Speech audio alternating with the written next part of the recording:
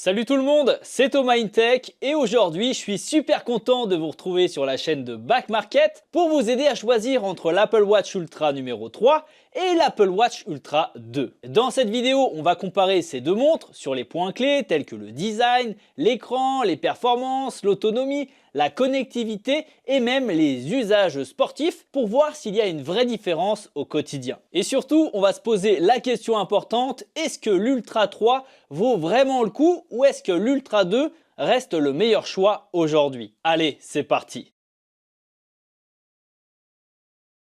Allez, on commence tout de suite par la partie design et le ressenti au poignet. À première vue, il est difficile de faire la différence entre l'Ultra 3 et l'Ultra 2. Apple n'a clairement pas bouleversé le design et on reste donc sur un boîtier de 49 mm en titane, un look robuste pensé pour l'outdoor et les sports extrêmes, et son fameux bouton action personnalisable sur le côté. La vraie différence se joue au niveau de l'écran. On peut voir que les bordures sont légèrement plus fines sur l'Ultra 3, ce qui permet d'avoir un écran d'environ 5% plus grand sans augmenter la taille de la montre. Et porté au poignet, qu'est-ce que ça donne? Eh bien honnêtement, c'est exactement le même confort, la même sensation de solidité et la même présence visuelle. Donc si vous avez une Ultra 2, vous ne sentirez aucune différence au porté. Au niveau de l'écran, on a une évolution discrète. Les deux modèles utilisent un écran OLED LTPO avec un affichage Always On, mais l'Ultra 3 passe à une LTPO de 3e génération. Et donc concrètement, ça apporte de meilleurs angles de vision, surtout quand on regarde l'écran de biais. Et on a également une lisibilité légèrement améliorée en extérieur ou encore en plein effort. Mais soyons honnêtes, c'est une amélioration très subtile et il est même difficile à remarquer sans comparer les deux modèles côte à côte. Mais pour ceux qui font du sport en plein soleil, de la randonnée, du trail, eh bien c'est un petit plus qui est appréciable. Côté performance, l'Ultra 3 embarque la puce S10 contre la S9 sur l'Ultra 2. Et là, on va être clair, il n'y a quasiment aucune différence à l'usage. Les deux montres sont vraiment ultra fluides, réactives et elles sont capables de gérer toutes les fonctions de sport, santé, notifications sans le moindre ralentissement. Le changement, il est surtout marketing ici. Dans la vraie vie, l'Ultra 2 est déjà largement assez puissante.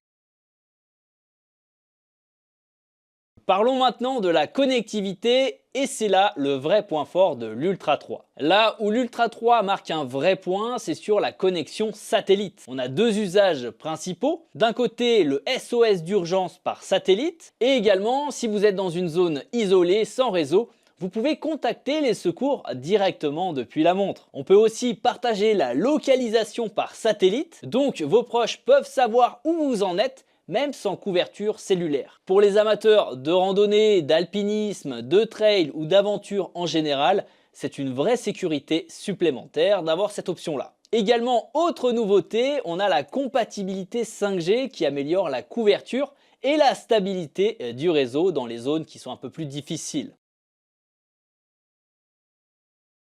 Parlons maintenant de la batterie et de la recharge. C'est là aussi un autre point d'amélioration sur l'Ultra 3. De son côté, l'Ultra 2 peut aller jusqu'à 36 heures d'autonomie en usage normal, alors que l'Ultra 3 peut aller jusqu'à 42 heures, soit environ une amélioration de 6%. Alors pour de longues sorties sportives, randonnée, marathon, triathlon, eh bien cette différence elle peut être intéressante, mais ce n'est pas non plus révolutionnaire. Autre point très important, c'est la recharge rapide. L'Ultra 3 passe de 0 à 80% en 45 minutes, contre environ 1 heure auparavant sur le modèle 2. 15 minutes de charge permettent d'aller jusqu'à 12 heures d'utilisation, ce qui est vraiment super pratique. Et enfin, les deux montres bénéficient du mode économie d'énergie qui est super intéressant car vous pouvez pousser jusqu'à 72 heures d'autonomie. Bref, tout ça pour dire que ces deux modèles sont vraiment très performants au niveau de l'autonomie si on compare aux autres modèles de la gamme. Parlons maintenant des fonctions sport et santé.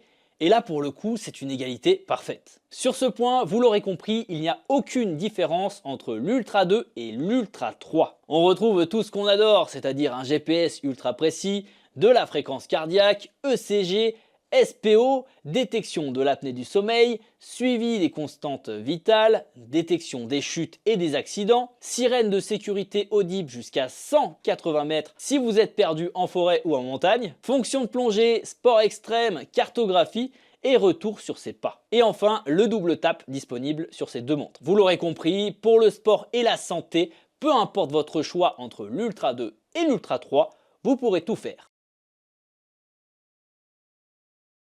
Et maintenant, parlons du rapport qualité-prix, parce que là aussi, ça devient super intéressant. L'Apple Watch Ultra 3 est excellente, mais elle reste très chère. Cependant, sur notre site backmarket.fr, vous pouvez trouver des offres très intéressantes. L'Apple Watch Ultra 2 reconditionné sur Back Market est disponible aux alentours des 400 € et la dernière version à partir de 760 €. Et sur Back Market, vous avez de nombreux avantages. Déjà, ce sont des produits qui sont testés, vérifiés et reconditionnés par des professionnels. Vous avez également une garantie qui est incluse. C'est une solution qui est plus responsable pour la planète, on va pas se le cacher. Et surtout, vous avez le même niveau de performance pour la majorité des usages. Alors, si vous voulez une montre ultra robuste, ultra complète et pensée pour l'aventure sans exploser votre budget, l'Apple Watch Ultra 2 en reconditionné est clairement un choix hyper malin. Et bien sûr, si vous souhaitez absolument avoir les dernières fonctionnalités comme la connexion satellite, un peu plus d'autonomie et la toute dernière génération,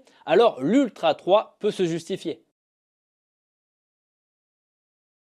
Laquelle choisir? Si vous avez déjà une Ultra 2, le passage à la 3 n'est pas indispensable. Maintenant, si vous venez d'un modèle plus ancien, l'Ultra 1 ou d'une Apple Watch Series classique, eh bien le saut vers une Ultra, il est vraiment énorme. Et l'Ultra 2 en reconditionné est probablement le meilleur choix aujourd'hui. Maintenant, si vous voulez le top du top sans compromis, l'Ultra 3 est faite pour vous. Dites-moi dans les commentaires ce que vous en pensez et si vous avez des questions, j'y répondrai avec un grand plaisir. Pensez à liker la vidéo, à vous abonner à la chaîne et jeter un œil aux offres Back Market dans la description. Sur ce, on se retrouve très vite pour une nouvelle vidéo tech. Allez, à plus, salut!